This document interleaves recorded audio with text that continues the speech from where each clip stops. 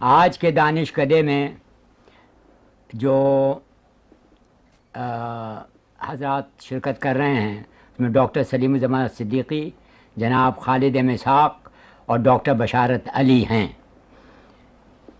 پہلا سوال جو ہمیں آج موصول ہوا ہے وہ جناب چودھری شمشاد علی وارسی صاحب نے بھیجا ہے، جو 11/9 بی ایریا لیاقت آباد میں رہتے ہیں، اور سوال یہ ہے: کیا کوئی ایسا طریقہ ہمارے دانشوروں کے ذہن میں ہے کہ پاکستان کے تمام علاقے اور حصے اور ان کے باشندے صرف اور صرف ایک پاکستانی قوم بن جائیں، اور یہ ٹکڑیاں جو بمشکل جو پنجابی، سندھی، بلوچی، سرحدی اور مہاجر نظر آتی ہیں ختم ہوں، اس لیے کہ کسی ملک کی بقا کے لیے لازم ہے کہ اس کے تمام باشندے ایک قوم ہوں۔ اصل میں یہ جو سوال ہے اس میں بہت سے پہلو ہیں، اور میں ایک آدھ پہلو کی طرف اشارہ پہلے اپنے طور پہ کر دینا چاہتا ہوں، اس کے بعد ہم لوگ اور اپنی رائے سب لوگ پیش کریں گے۔ دانشوروں کے ذہن میں تو یقینی حل ہے اور تھا، اور اسی وجہ سے پاکستان وجود میں آیا۔ اگر دانشوروں کے ذہن میں یہ صورت نہ، یہ شکل نہ ہوتی، یہ مسئلہ نہ ہوتا، تو پاکستان بنانے کے لیے جد و جہد بھی نہ کی جاتی، کیونکہ دانشور ہی تھے جنہوں نے کہ جد و جہد کی پاکستان کے لیے۔ چنانچہ جب پاکستان بن گیا اور سب لوگوں کو اتفاق تھا کہ اب ہم ایک قوم ہو گئے، اس سے پہلے مسئلہ تھا ہمارے سامنے دو قوموں کا، ہندو اور مسلمان۔ ہم یہاں پاکستان کے اندر صرف مسلمان رہ گئے، جو ہندو یا غیر مسلم ہیں بھی تو وہ معدود چند ہیں۔ بہرحال ایک قوم ہونے کے لیے کچھ چیزیں مشترکہ ضروری ہیں۔ اول، ایک فکر، ایک زبان، ایک ثقافت اسے کہتے ہیں، تمدن جسے ہم کہتے ہیں، ایک تاریخ، اور ایک حد تک جغرافیہ بھی اس میں شامل ہوتا ہے۔ چنانچہ ہمارے پاس ایک تاریخ ہے، یعنی ایک ہی تاریخ ہے، ایک ہی دراصل زبان ہے، ایک ہی ہمارے سامنے فکر ہے، اور خوش قسمتی سے مذہب بھی ایک ہی ہے۔ رہا تمدن کا، تو تمدن بھی دراصل ایک ہے، اس کے مختلف مظاہرے اور مختلف شکلیں تھوڑی سی تبدیل ہو کر آتی ہیں، جس سے کہ اور رونق پیدا ہو جاتی ہے۔ اسی طرح سے زبان کا مسئلہ ہے۔ اصل میں جو زبان اس بر صغیر میں مسلمانوں کے آنے کے بعد بنی وہ تھی اردو، جس کے مختلف نام بھی پہلے رہے ہیں۔ پہلے اس کو ہندی کہتے تھے، ہندوستانی ہوئی، اردو ہوئی۔ اس زبان میں تمام زبانوں کے الفاظ موجود ہیں۔ اس میں پنجابی کی گرامر بھی ہے، اس میں سندھی کے بھی الفاظ ہیں، ان کی صرف و نحو کا بھی کچھ حصہ ہے، اور ہندی زبان کا بھی ہے، مختلف علاقائی زبانوں کا بھی ہے۔ اب پاکستان جب بنا تو اردو ہی ہماری قومی زبان قرار پائی تھی اور ابھی تک ہے۔ رہا مسئلہ تمدن کا، تمدن بھی دراصل ہمارا جو ہے یہ اس کو جو فروغ ہوا وہ اسلام کے سائے میں فروغ ہوا، مسلمانوں کے سائے میں۔ اگر بلوچستان میں یا سندھ میں یا پنجاب میں تھوڑا سا لباس میں یا رہن سہن میں اختلاف ہے تو دراصل یہ رونق کا باعث ہے، اور یہ جغرافیائی اور رہن سہن کے طریقوں سے تعلق رکھتا ہے، اور اس میں کوئی ایسی چیز نہیں ہے جو کہ غیر پاکستانی ہو۔ چین میں چنانچہ بہت سے تمدن ہیں، بہت سی زبانیں بولی جاتی ہیں، لیکن ان کی ایک زبان ہے جو کہ پیکنگ ڈائلیکٹ کہلاتی ہے، وہی ان کی قومی زبان کے نام سے مشہور ہے۔ لباس ان کے الگ الگ ہیں، لیکن جب وہ سب ملتے ہیں تو سب مل کے چینی ہو جاتے ہیں۔ تو یہ چیزیں ہیں۔ اب میں درخواست کروں گا ڈاکٹر سلیم الزمان صدیقی سے کہ وہ کچھ اس مسئلے پر روشنی ڈالیں۔ سر، جیسا آپ نے فرمایا اس کے بہت سے پہلو ہیں، لیکن آپ نے زبان کا جو ذکر کیا ہے اس سلسلے میں مجھے عرض کرنا یہ ہے کہ جو ایک بڑی مصیبت اس تمام قصے میں آ کے ہمارے سر پہ عائد ہوئی ہے وہ یہ ہے، یہ لفظ مادری زبان کا ہے۔ ایک مرتبہ تو میں نے عاجز آ کر کہا کہ بھائی مادری زبان کا تو معاملہ یہ ہے کہ جتنی مائیں ہوتی ہیں اتنی مادری زبانیں ہوتی ہیں۔ اصل معاملہ جیسا آپ نے فرمایا ثقافتی زبان کا ہے۔ اور چین کا جو آپ نے حوالہ دیا، تو چین نے نہیں معلوم کتنی ایجادیں کیں، لیکن انہوں نے الفابیٹ نہیں ایجاد کی، وہی تصویر کی شکلیں اور ہائیروگلفس سمپلیفائڈ اسی میں ہے، اور اسی کی وجہ سے یہ جو بولیاں ہیں، ہزاروں بولیاں ہیں، ہزاروں زبانیں ان کو کہہ لیجئے، جس میں شاید کچھ ادب بھی ہو، تو یہ اپنی اپنی جگہ پہ کھڑے ہو کے یہ نہیں کلیم کرنا انہوں نے شروع کیا کہ ہم بھی ہیں، ہم کو بھی مانا جائے ایک الگ زبان کی حیثیت سے۔ پھر آپ جرمنی کو دیکھ لیجئے، برلن کے قرب و جوار کا دیہاتی اپنی پلات ڈوچ لے کے اگر جنوب میں جائے اور وہاں کے دیہاتی سے بات کرنا چاہے میونک کے قرب و جوار کے، تو صاحب وہ اپنے کو سمجھا نہیں سکتا ہے، یعنی بالکل مختلف، صرف ہوخ ڈوچ کے ذریعے سے، یعنی جرمن زبان کی اردو معلّہ جس کا آپ نے ذکر فرمایا۔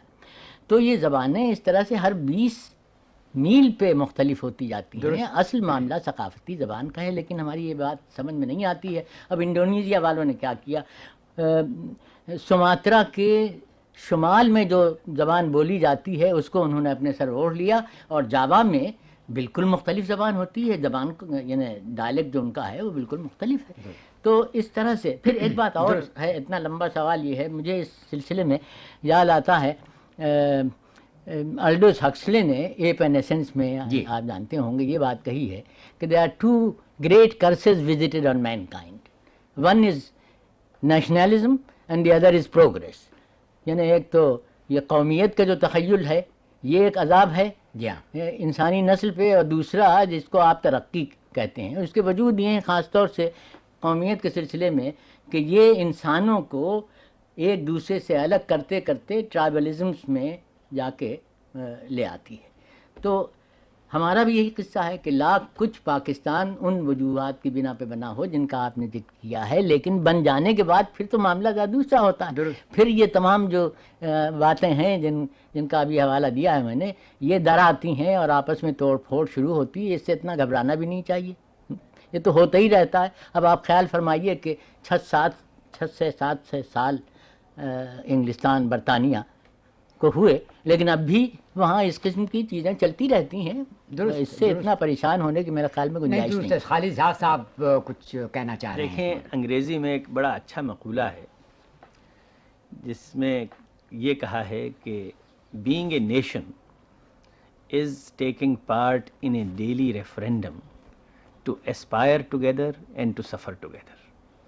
یعنی قوم بنتی ہے ایک نظریہ حیات کے ساتھ پابند ہونے سے، اور زبانیں اور نسلیں اور یہ تمام چیزیں جو متمیز کرتی ہیں ایک فرد کو دوسرے سے، وہ قرآن کی زبان میں ایک دوسرے کے پہچاننے کے لیے ہیں، ان کی کوئی بنیادی اہمیت نہیں ہے۔ واقعہ یہ ہے کہ ہر دور میں ہر لہجہ کچھ چیزیں ہیں جو ہر فرد کو دوسرے سے متمیز کرتی ہیں۔ وہ زبان ہے، اس کا لباس ہے، اس کی ثقافت میں بھی کئی عنصر ہیں، اس کی شکل ہے، اس کی رنگت ہے، اس کی نسل ہے، لیکن اس کے ساتھ ساتھ کچھ ایسے عوامل ہیں کہ جو اس کو اور لوگوں کے قریب تر لاتے ہیں۔ جب کچھ افراد کے تعلق ایک بنیادی تعلق ایک نظریہ حیات سے ہو جائے کہ جو ان کے پیش پا افتادہ مفاد سے اونچا ہو، اور وہ تعلق اتنا گہرا ہو جائے کہ اس کو پرنسپل آف سیلف آئیڈینٹیفیکیشن کہہ سکیں، تو پھر وہ افراد مل کے ایک قوم بن جاتے ہیں۔ واقعہ یہ ہے کہ جب ہمارے ہاں ہمارا تعلق ہماری ایڈیالوجی سے کمزور پڑ گیا، یہ علاقائی منافرت اور یہ لوٹ کھسوٹ جو علاقائی بنیاد پہ کرنے کی کوشش کی جاتی ہے، یہ بڑھ جاتی ہے اور بڑھی ہم میں۔ لیکن آپ دیکھتے ہیں کہ 65 کی جنگ جب ہوئی تو جو پہلی چیز سبھی کے دل میں آئی اٹھی وہ اسلام کی محبت تھی، اور وہ اسلامی جذبہ تھا جو ہمیں اس جنگ میں بڑی کامیابی سے آگے لے گیا۔ تو صورت یہ ہے کہ وہ جو پرنسپل آف سیلف آئیڈینٹیفیکیشن ہے، اس سے اگر تعلق رہے، ایک اونچے نظریہ حیات سے تعلق رہے، تو باوجود ان تمام یہ فرق کرنے والی چیزوں عوامل کے ایک قوم بن سکتی ہے.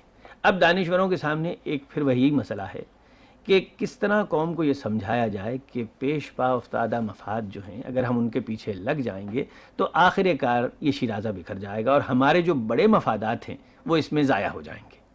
اور یہ چیز ہر فرد کو سمجھ میں آتی ہے، لیکن صورت یہ ہوتی ہے کہ جب عام افراد یہ سمجھنے لگیں کہ اس نظریہ حیات سے تعلق ہماری لیڈرشپ کا، ہماری قیادت کا گہرا اور سچا نہیں ہے، تو اپنے طور سے ان کی جو ذہنی کیفیت ہو جاتی ہے وہ ایسی ہو جاتی ہے کہ صاحب یہ تو اب گھر بکھر رہا ہے، جو ملتا ہے اس میں سے اٹھا کے اپنے قبضے میں کر لو. ٹھیک جی ہاں. تو میں سمجھتا یہ ہوں کہ اب ہم اس دور سے نکل کے ایک ایسے دور میں آ رہے ہیں کہ جہاں پر ہر فرد چھوٹا ہو یا بڑا یہ محسوس کرتا ہے کہ ہمیں اس دنیا میں پنپنے کے لیے اپنا جو بنیادی نظریہ حیات تھا اس کے ساتھ از سر نو رشتہ جوڑنا ہوگا، اور اس کے لیے عوامل کار فرما ہیں. درست ہے، بالکل درست ہے. پروفیسر بشارت علی صاحب، آپ کو کچھ روشنی ڈالیں گے اس موضوع پر؟ میں خالد اسحاق صاحب نے جو توجیہ فرمائی ہے ان کی اجازت سے میں اس کی عمرانی توجیہ کی اجازت چاہوں گا. سوال یہ کیا گیا ہے کہ پاکستان کی مشترکہ ثقافت کیا ہونی چاہیے. جن عوامل کو معرض گفتگو میں لایا جا رہا ہے، زبان یا نسل اور کفر اور خاندان، یہ قومیت کی تعریف کے اعتبار سے بھی صحیح نہیں، کیونکہ میدینی سب سے پہلا قومیت کا مفکر ہے. اس نے قومیت کی تاسیس اور صورت گری میں سب سے پہلے مذہب کی طرف توجہ دلائی ہے. اور پاکستان میں قومیت سے متعلق میں سمجھتا ہوں کہ ہماری قوم تناقض اور تضاد کی حالت سے گزر رہی ہے. تضاد اور تناقض اس وجہ سے کہ ہماری قوم یہ طے نہیں کر سکی کہ اس کا مقصد حیات کیا ہے اور کن متضمنات کو منصح شہود پر لانے کی بنیاد پر یہ قوم زندہ ہو سکتی ہے. سب سے پہلی چیز جو مجھے قابل اعتراض نظر آتی ہے وہ قومیت کا لفظ ہے. اسلام میں قومیت کوئی چیز نہیں، اسلام میں ملتیت ہے. اور جب ملت کا لفظ استعمال کیا جاتا ہے تو اس کے معنی یہ ہے کہ ہمارے وجود و بقا کے تین عوامل ہیں جن کو اگر نظر انداز کر دیا جائے تو یقیناً ہماری ہستی مٹ جائے گی، انفرادیت ختم ہو جائے گی، باطنیت ختم ہو جائے گی، جمعیت ختم ہو جائے گی، جامعیت ختم ہو جائے گی. وہ تین چیزیں ہیں: توحید، رسالت اور قرآن. اور جہاں تک بلوچ اور پنجابی وغیرہ کا ذکر ہے، یہ سب سسٹم ہے، اور یہ تمام سب سسٹم آئیڈیل کی بنیاد پر ایک سپر سسٹم میں ضم ہو جاتے ہیں. چنانچہ اگر آپ سوشیالوجی کی کوئی کتاب پڑھیں گے تو کلچر کے اندر جناب جی اس کی تقسیم ہوگی دو جہات میں، ایک تو سسٹم اور دوسرا سپر سسٹم. تو یہ جو ہے سب سسٹم ہے اور ان سب کو ضم ہونا چاہیے سپر سسٹم میں، جن کا ایک بنیاد اور ایک علت ہونی چاہیے، اور وہ علت اور بنیاد وہی ہے جس کے خالد اسحاق صاحب نے نہایت ہی مؤثر جامع الفاظ میں وضاحت کی ہے، اور میں انہی کی اجازت سے تکرار کروں گا، اور وہ تین ہیں: توحید، رسالت اور قرآن. یہ بہت دلچسپ گفتگو ہماری ہو رہی ہے، اور پروفیسر بشارت علی صاحب نے اس کو بالکل سمیٹ کے رکھ دیا. لیکن مجھے تھوڑا سا اختلاف ہے، گو اگر ہم اس پہ اور گفتگو کریں تو وقت سارا ہم اسی میں صرف کر دیں گے. صرف اتنا فرق ہے کہ مجھے اتفاق ہے کہ ملت ہونا چاہیے تھا لفظ، لیکن اگر وہ ہے تو ملت اسلامی تو اتنی دنیا میں پھیلی ہوئی ہے کہ اس میں مختلف قوموں کی گنجائش نہیں. لیکن اتفاق کی بات ایسی ہے کہ ہماری دنیا اتنی پھیل گئی ہے کہ اس میں قومیں وجود میں آ ہی گئیں. اب اس میں ترک بھی ہیں، اس میں انڈونیشینز بھی ہیں، اس میں چینی بھی ہیں، اس میں عرب تو خیر ہیں ہی، لیکن اس میں وہ حبشی امریکہ کے بھی ہیں. تو بہرحال ان کا جغرافیہ اور ان کے جیسے کہ سلیم الزماں صاحب ثقافت کا لفظ استعمال کرتے ہیں، گو مجھے وہ زیادہ پسند نہیں ہے. تمدن ان کا جو ہے اس میں اختلافات ہیں. بہرحال ملت تو مذہب سے ہے، لیکن اگر ہم اس پہ چلیں تو وہ ملت اتنی بڑی ہے کہ اس کو ہم سمیٹ کر ایک جگہ رکھ نہیں سکتے. ایک ملت کی ترکیب میں ایک منزل ہے علاقے سے ایک مسلمان قوم کا بن جانا.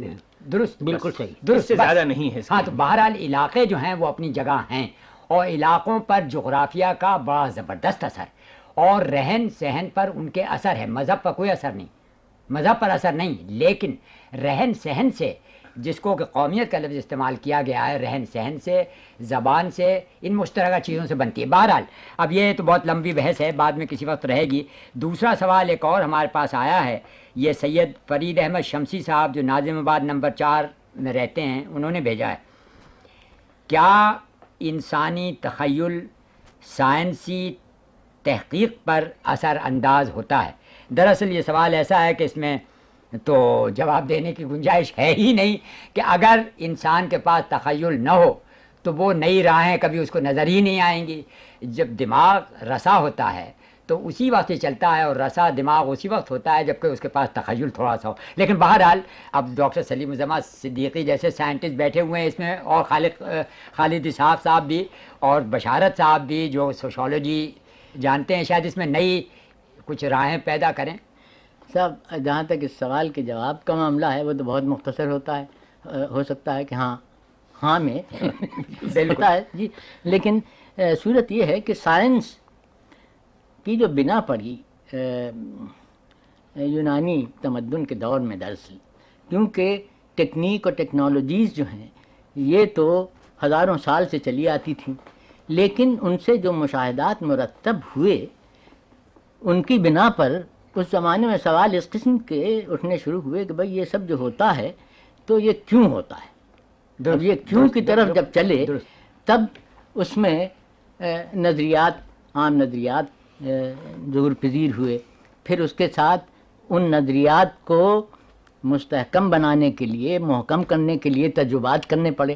چنانچہ ابتدائی دور میں یونان کے تجربات کا قصہ بہت لمبا چلتا تھا، لیکن سقراط کے زمانے سے پھر صورت یہ ہوئی کہ وہ فلسفے کی طرف اور اخلاقیات کی طرف وغیرہ وغیرہ بہت رجوع ہوئے، اور تجربات کا معاملہ بہت دھیما پڑ گیا. یہاں تک کہ وہ آپ کو یاد ہوگا کہ برٹن رسل نے وہ جو میں نے آپ سے پہلے بھی عرض کیا تھا، اپنی ایک کتاب میں یہ لکھا ہے اسی چیز کو واضح کرنے کے لیے کہ ارسطو کی 2 شادیاں ہوئیں، لیکن وہ نظریات کی بنا پر اپنے یہ کہتے تھے کہ صاحب عورتوں کے دانت مردوں سے کم ہوتے ہیں، لیکن اس تجربے کی ضرورت نے سمجھی کہ دانت کھول کے گن لیتے. بہرحال یہ تو برٹن رسل نے ایک طرح سے لطیفے کے طور پر بیان کیا ہے، لیکن اس بات کی وضاحت ہوتی ہے کہ تجربے کا جو مقام ہونا چاہیے تھا سائنس کے فروغ کے لیے وہ اس دور میں پھر نہیں رہ گیا تھا. اسکندریہ کے دور میں لیکن اس سے تو ثابت یہ ہوتا ہے کہ تخیل ضروری نہیں ہے سائنس کے فروغ کے لیے.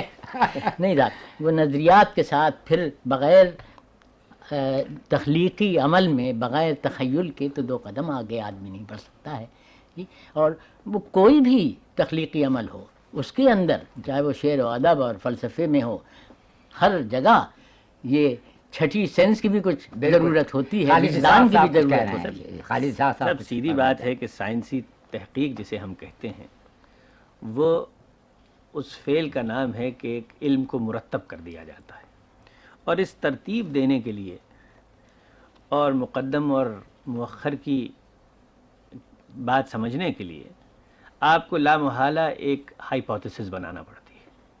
اور ہائپوتھیسس فارمیشن جس کو کہتے ہیں، یہ عمل ہو نہیں سکتا بغیر تخیل یا امیجینیشن کے. تو اگر کسی میدان میں کوئی ریسرچ کرنا ہو تو میرا خیال نہیں ہے کہ بغیر امیجینیشن کے آدمی ایک قدم بھی آگے چل سکتا. تو یہ معاملہ یہاں تک تو بالکل صاف ہے. بشارت صاحب آپ کچھ فرمائیں گے؟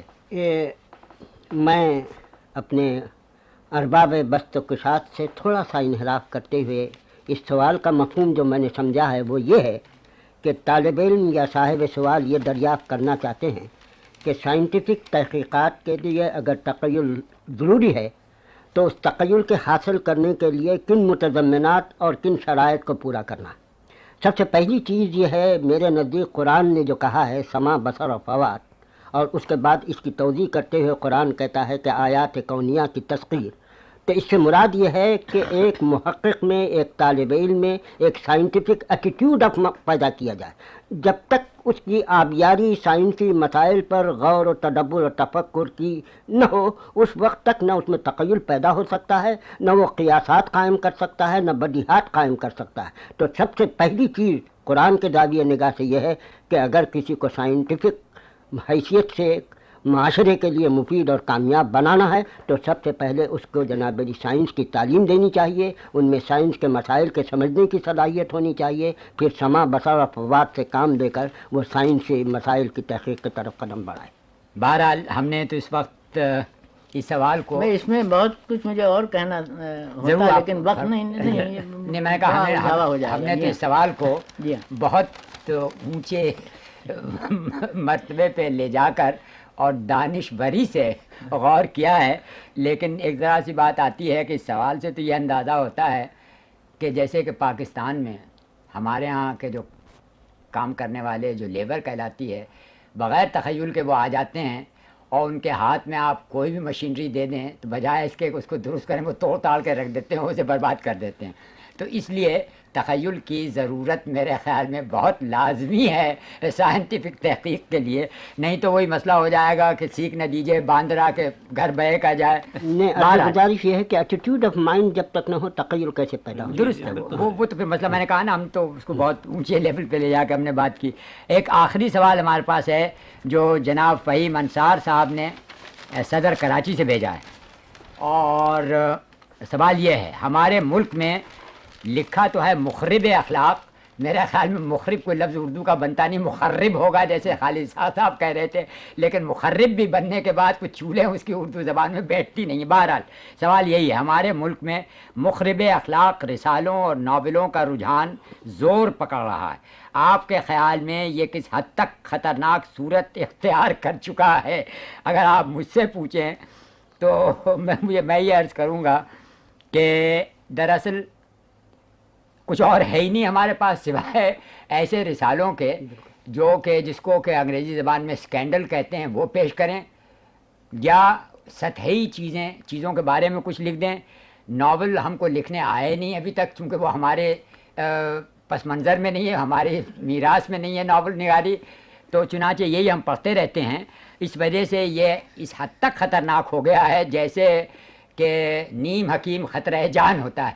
لیکن بہرحال خالد صاحب کو بہت کچھ کہنا ہے اس مسئلے پر۔ میں ایک بنیادی بات عرض کروں گا کہ اگر انسانی ادب کی تاریخ دیکھیں تو بعض ادوار ایسے آئے ہیں کہ جہاں پر پورنوگرافی بہت عام ہو گئی ہے، اور جو کار فرما عوامل اس سلسلے میں نظر آتے ہیں وہ یہ ہیں کہ جب ایک قوم کے سامنے یا ایک کمیونٹی کے سامنے کوئی بڑے مقاصد اعلیٰ ہوتے ہیں تو ان کے تمام رجحانات اور ان کی ذہنی قوتیں اس طرف مرتکز ہو جاتی ہیں۔ جب بحیثیت قوم لوگ سیلف ڈاؤٹ میں گرفتار ہو جائیں یا زندگی کے مقاصد صاف نہ رہیں سامنے، تو اس کا نتیجہ یہ نکلتا ہے کہ لوگ اپنے مستقبل سے مایوس ہو کر یا غیر مطمئن ہو کر حاضر میں ہر چیز حاصل کرنا چاہتے ہیں، اور حاضر میں بھی آج اور اس وقت۔ تو آج اور اس وقت اور اس لمحے میں سے کل کا کل نچوڑ لینا یہ ایک زندگی کا طریقہ بن جاتا ہے۔ تو اور جتنا ادب دیکھیں آپ کہ جو مقاصد عالیہ سے متعلق ہے تو وہ فیوچر اورینٹڈ ہوتا ہے۔ سیکسی ایک میدان ہے کہ جو ناؤ اینڈ ہیئر اورینٹڈ ہوتا ہے۔ اس وجہ سے جب قومیں اپنے مقاصد کے سلسلے میں مختلف رجحانوں کا شکار بن جائیں تو ان کے ہاں لا محالہ اس قسم کا لٹریچر فروغ پا جاتا ہے کہ جو پریزنٹ اورینٹڈ ہو۔ تو میں سمجھتا ہوں کہ یہ ایک ان بہت اہم کار فرما عنصر ہے۔ آپ دراصل خالد صاحب بہت جنرس اس معاملے میں ہیں، اور میں کچھ اور عرض کروں گا لیکن سلیم الزماں صاحب فرمانا چاہیں۔ دیکھیے اس سلسلے میں اور جو کچھ آپ نے جیسا آپ نے فرمایا، یہ آج کی کوئی بات نہیں ہے، جنسیات کا قصہ روز سے چل رہا ہے، وہ تو ہوتا رہتا ہے، لیکن یہ جو قصہ مغرب میں شروع ہوا ہے جنسیات کا، ایسا معلوم ہوتا ہے کہ ایک نئی ڈسکوری وہاں جنسیات کی ہوئی، اور کتنا پورنوگرافک لٹریچر اور علاوہ اس کے ٹیلی ویژن پہ اور اس میں جس طرح کی وہ آپ دیکھتے ہیں پلیز وغیرہ، تو اس کا رد عمل ہمارے یہاں ہوا تھا۔ ہم تو جہاں جو چیز بھی وہاں کی آتی ہے اپنے سر اوڑھ لیتے ہیں، اور کتنا کچھ اس سلسلے میں یہاں اور ہندوستان میں اور دوسرے ممالک جو مشرق ہیں ان پر اس کے اثرات پڑے ہیں، لیکن وہاں بھی معاملہ دھیما پڑ چلا ہے، اور میرا خیال یہ ہے کہ یہ ایک ایسی چیز ہے جو باقی رہنے والی نہیں ہے. البتہ یہ ہے کہ ہمارے جیسا آپ نے یہاں فرمایا ریڈنگ ہیبٹ جو تھی، پڑھنے کی جو عادت تھی، وہ ایسی ختم ہوئی ہے کہ اب یہ جو نسخے نکلتے رہتے ہیں ڈائجسٹ کے ناموں سے، بس انہی کو پڑھتے ہیں، اور جو مستقل کتابیں ہیں ان کو تو پڑھنے نہیں والا تو کوئی ٹیلی ویژن اور اور ٹیلی وہ ویژن کیا سبسٹیٹیوٹ بن گیا ہے نا. جی ہاں بالکل، یہ بڑی افسوسناک بات ہے. بالکل. اس میں اس مسئلہ اس میں وہ خالد صاحب نے بہت پتے کی بات کہی اور آپ نے پتے کی بات کہی. فرق اتنا ذرا سا مجھ کو نظر آتا ہے، یوں تو جیسے کہ آپ لوگوں نے کہا، تو دراصل اس میں مسئلہ صرف اب اور آج کا ہی نہیں ہے. یوں تو پھر ہم قوم لوط کو طرف واپس جائیں گے. قوم لوط نے جو کیا وہ بھی ایک حد پہ پہنچ گئے تھے انحطاط کی. میں یہ سمجھتا ہوں کہ یہ اس وقت صورت پیش آتی ہے جب کہ جیسے کہ سلیم الزماں صاحب نے کہا کہ ہماری، اور اسحاق صاحب نے بھی کہا کہ ہماری جو ہمارے پاس فکر جو ہے اس کی کمی ہو جاتی ہے، کچھ کرنے کو نہیں رہتا. اب کریں تو کیا کریں؟ فکر کی کمی یوں ہے کہ زبان ہماری اپنی کوئی رہی نہیں، کتابیں ہمیں ملتی نہیں، انگریزی ہماری سمجھ میں نہیں آتی. انگریزی کی کتابیں جو ملتی ہیں وہ بقول سلیم الزماں صاحب کے کہ وہ امریکہ اور انگلستان اور یورپ میں یہ سیکس کی ڈسکوری ہو گئی ہے، تو وہ اسی کو نہیں صاحب، ساری. ایک بنیادی بات ہے کہ جنس کا تعلق ہے اینیمل سیلف سے. ٹھیک ہے. اچھا، اور انسانیت بنتی ہے جب انسان اس سطح سے اوپر چلا جائے. ٹھیک ہے. جب اس سے اوپر کی سطح سے تعلق کم ہو جاتا ہے تو لامحالہ آدمی پھر اس جانوری لیول کے اوپر آ جاتا ہے. یہی بالکل بالکل بہت اچھی آپ نے مثال دی، کیونکہ ہم اوپر سے ترقی کی جگہ تنزل کرتے کرتے کرتے اب نیچے اتر آئے ہیں، یعنی حیوانی اب ہو کے رہ گئے ہیں، انسانی نہیں رہے. تو بہرحال یہ مسئلہ بہت ٹیڑھا ہے. بشارت صاحب سے میں عرض کرنی چاہ رہا تھا لیکن اب وقت ختم ہونے والا ہے، لیکن بشارت صاحب بھی کچھ شاید ایک آدھ جملے میں ضرور. بس میں صرف یہ عرض کروں گا کہ ڈاکٹر صاحب اور ہمارے جناب بیرسٹر صاحب کی، خالد اسحاق صاحب کی گفتگو سے متفق ہوں. یہ زیادہ تر اثر میں جو سمجھتا ہوں وہ سنسیٹ کلچر کا اثر ہے، کیونکہ آج کل امریکہ میں اور یورپ میں 3 چیزوں کا غلبہ ہے: ویلتھ، وائن اینڈ ویمن اور سانگ، جس کو بڑے شد و مت کے ساتھ پروفیسر ساروکن بیان کرتا ہے.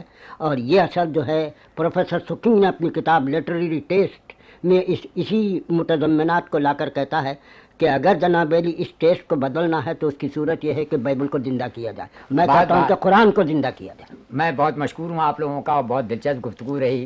پھر جاری رکھیں گے اس کو انشاءاللہ.